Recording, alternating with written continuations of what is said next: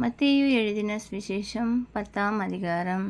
அப்பொழுது அவர் தம்முடைய 12 சீஷர்களையும் தம்மிடத்தில் வரவழைத்து, அசுத்த ஆவிகளைத் துரத்தவும் சகல வியாதிகளையும் சகல நோய்களையும் நீக்கவும் அவர்களுக்கு அதிகாரம் கொடுத்தார். அந்த 12 அப்போஸ்தலருடைய நாமங்களாவன: முந்தினவன் பேதுரு என்னப்பட்ட சீமோன், அவன் சகோதரன் அந்திரேயா, செபதேயுவின் குமாரன் யாக்கோபு, அவன் சகோதரன் யோவான், பிலிப்பு, பர்த்தொலொமேயு, தோமா, ஆயக்காரனாகிய மத்தேயு, அல்பேயுவின் குமாரன் யாக்கோபு, ததேயு என்னும் மறுநாமமுள்ள லெபேயு, கானானியனாகிய சீமோன், அவரை காட்டிக் கொடுத்த யூதாஸ்காரியோத் என்பவர்களே. இந்த 12 இயேசு அனுப்புகையில் அவர்களுக்கு கட்டளையிட்டு சொன்னது என்னவென்றால், நீங்கள் புறஜாதியார் நாடுகளுக்கு போகாமலும் சமாரியர் பட்டணங்களில் பிரவேசியாமலும் காணாமற்போன ஆடுகளாகிய இஸ்ரவேல் வீட்டாரிடத்திற்கு போங்கள். போகையில் பரலோக ராஜ்யம் சமீபித்திருக்கிறது என்று பிரசங்கியுங்கள். வியாதி உள்ளவர்களை சொஸ்தமாக்குங்கள், குஷ்டரோகிகளை சுத்தம் பண்ணுங்கள், மரித்தோரை எழுப்புங்கள், பிசாசுகளை துரத்துங்கள். இலவசமாய் பெற்றீர்கள், இலவசமாய் கொடுங்கள். உங்கள் கச்சைகளில் பொன்னையாவது வெள்ளியையாவது செம்பையாவது, வழிக்காக பையையாவது, 2 அங்கிகளையாவது பாதரட்சைகளையாவது தடியையாவது தேடி வைக்க வேண்டாம். வேலையால் தன் ஆகாரத்துக்கு பாத்திரனாயிருக்கிறான். இந்த பட்டணத்திலாவது கிராமத்திலாவது நீங்கள் பிரவேசிக்கும்போது அதிலே பாத்திரமானவன் யாரென்று விசாரித்து நீங்கள் புறப்படும் அளவும் அவனிடத்தில் தங்கியிருங்கள். ஒரு வீட்டுக்குள் பிரவேசிக்கும்போது அதை வாழ்த்துங்கள். அந்த வீடு பாத்திரமாயிருந்தால் நீங்கள் கூறின சமாதானம் அவர்கள் மேல் வரக்கடவது. அபாத்திரமாயிருந்தால் நீங்கள் கூறின சமாதானம் உங்களிடத்திற்கு திரும்ப கடவது. எவனாயிலும் உங்களை ஏற்றுக்கொள்ளாமலும் உங்கள் வார்த்தைகளை கேளாமலும் போனால் அந்த வீட்டையாவது பட்டணத்தையாவது விட்டு புறப்படும் போது உங்கள் கால்களில் படிந்த தூசியை உதறி போடுங்கள். நியாயத்தீர்ப்பு நாளிலே அந்த பட்டணத்திற்கு நேரிடுவதை பார்க்கிலும் சோதோம் கொமோரா நாட்டிற்கு நேரிடுவது லகுவாயிருக்கும் என்று மெய்யாகவே உங்களுக்கு சொல்கிறேன். ஆடுகளை ஓநாய்களுக்குள்ளே அனுப்புகிறது போல இதோ நான் உங்களை அனுப்புகிறேன். ஆகையால் சர்ப்பங்களைப் போல வினா உள்ளவர்களும் புறாக்களைப் போல கபடற்றவர்களுமாயிருங்கள். மனுஷரை குறித்து எச்சரிக்கையாயிருங்கள்.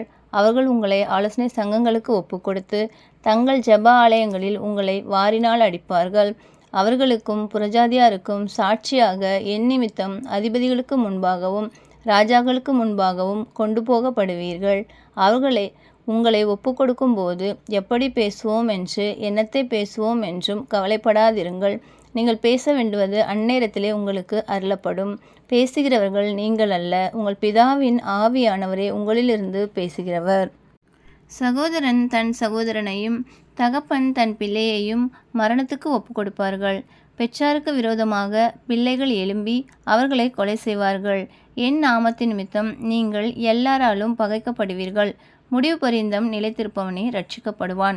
ஒரு பட்டணத்தில் உங்களை துன்பப்படுத்தினால் மறுபட்டணத்திற்கு ஓடிப்போங்கள்.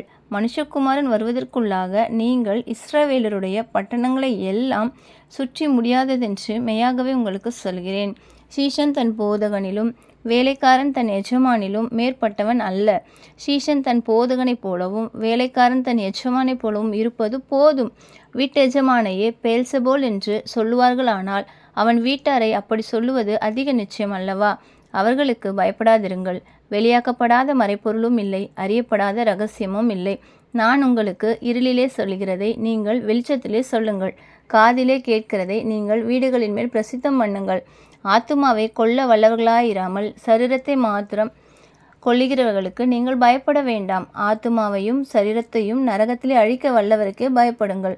1 காசுக்கு 2 அடைக்கலான் குருவிகளை விற்கிறார்கள் அல்லவா? ஆயினும் உங்கள் பிதாவின் சித்தம் இல்லாமல் அவைகளில் ஒன்றாயிலும் தரையிலே விழாது.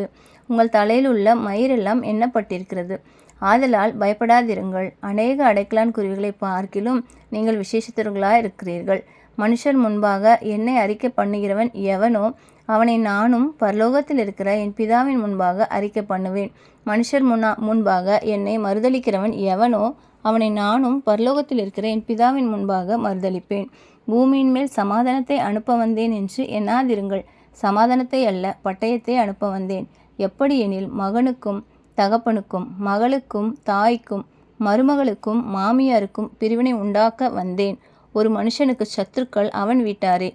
தகப்பனையாவது தாயையாவது என்னிலும் அதிகமாய் நேசிக்கிறவன் எனக்கு பாத்திரன் அல்ல. மகனையாவது மகளையாவது என்னிலும் நேசிக்கிறவன் எனக்கு பாத்திரன் அல்ல.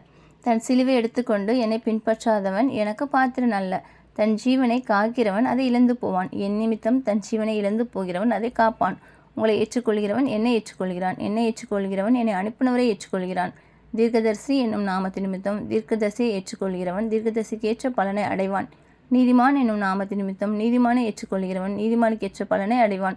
சீஷன் என்னும் நாமத்து நிமித்தம் இந்த சிறியரில் ஒருவனுக்கு ஒரு கலசம் தண்ணீர் மாத்திரம் குடிக்க கொடுக்கிறவனும் தன் பலனை அடையாமற் போகான் என்று மெய்யாகவே உங்களுக்கு சொல்கிறேன் என்றார் என்பதே. ஆமென்.